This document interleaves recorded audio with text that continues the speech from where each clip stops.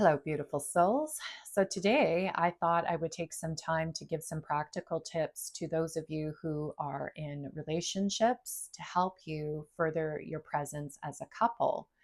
So, it doesn't matter whether you have been in a relationship for a really long time or you're in a new relationship. In fact, if you are in a new relationship, this actually would be even more vital for you.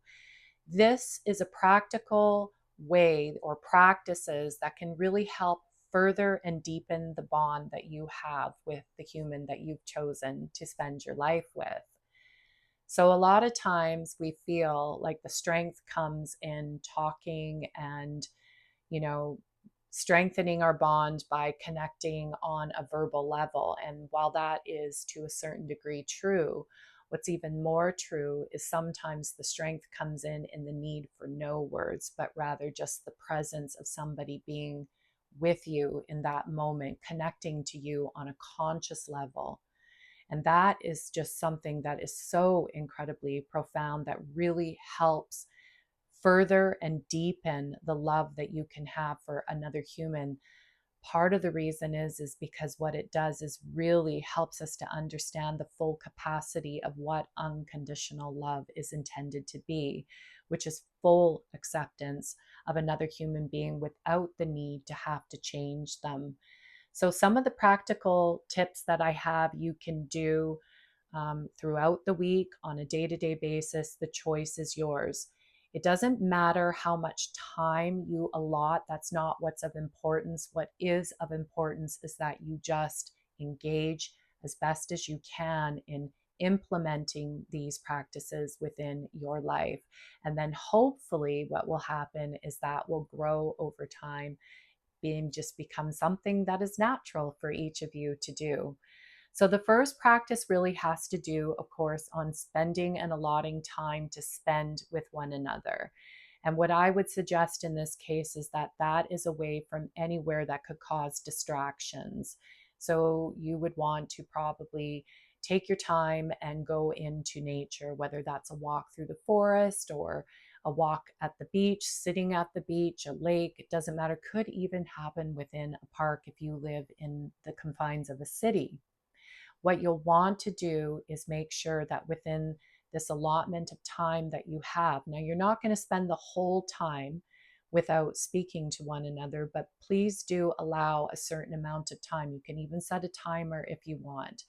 Perhaps it's a small amount of time to start with until you can recognize that it just becomes more natural over time. Or perhaps you want to start out with, say, 15, 20 minutes of time. What you are going to do within that time is simply be present with one another while you're both enjoying nature. Now, something about nature is the amount of consciousness that exists within it.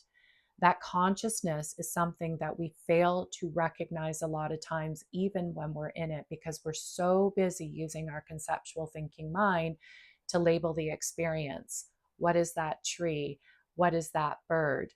All things that are fairly normal, but what happens is it really takes the power away from experiencing nature on a much different level than what the conceptual thinking mind does, which is just label everything with words.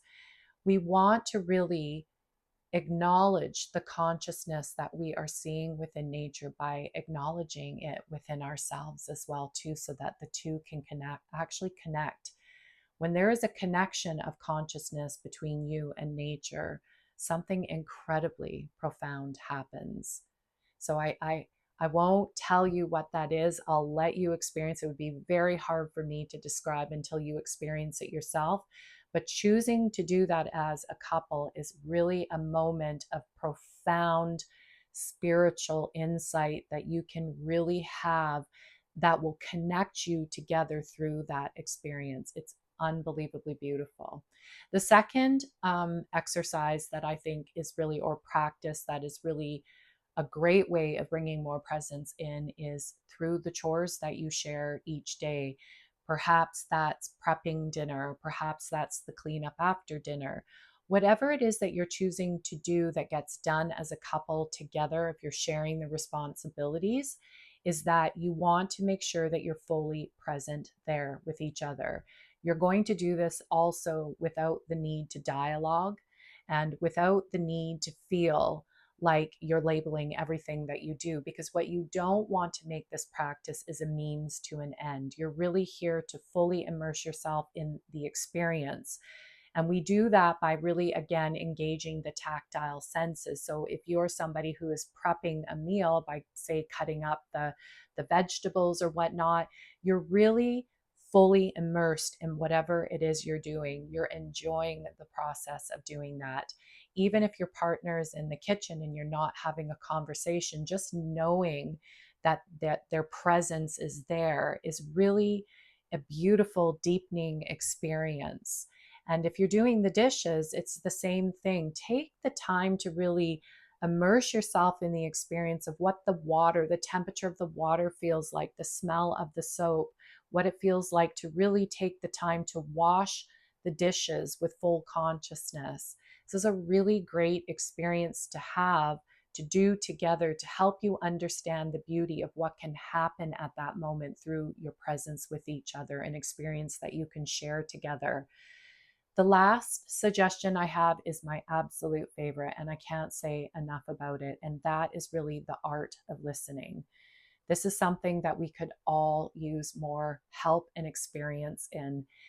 What I suggest you do is make a list of all the things that you want to bring to the table at the end of the week that you want to discuss with each other.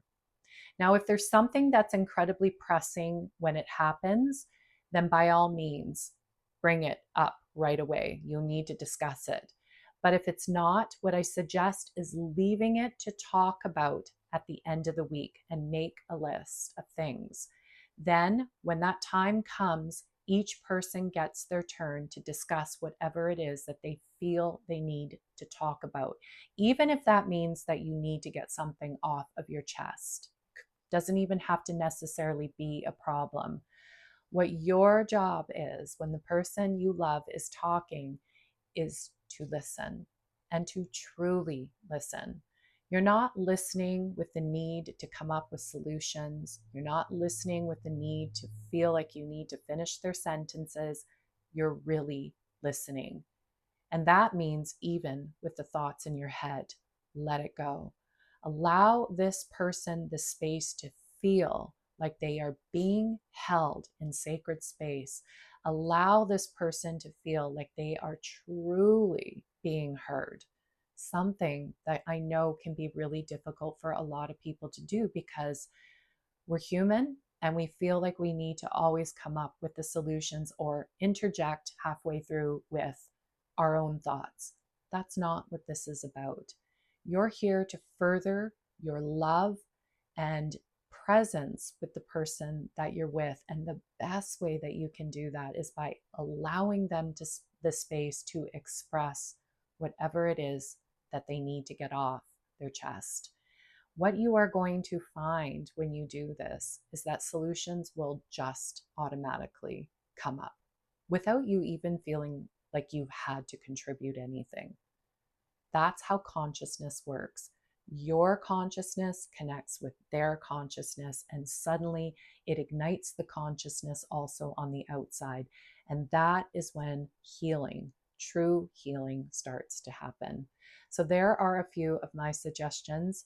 I hope that you'll give it a try. I hope that even if you start out just a little and you find it really difficult, that you'll find it within you to really truly embark on doing this on a regular basis, because the benefits that you will see, the added love that you will have for this other human being will continue to grow through your practice of presence. So give it a try. And as always, much love and light.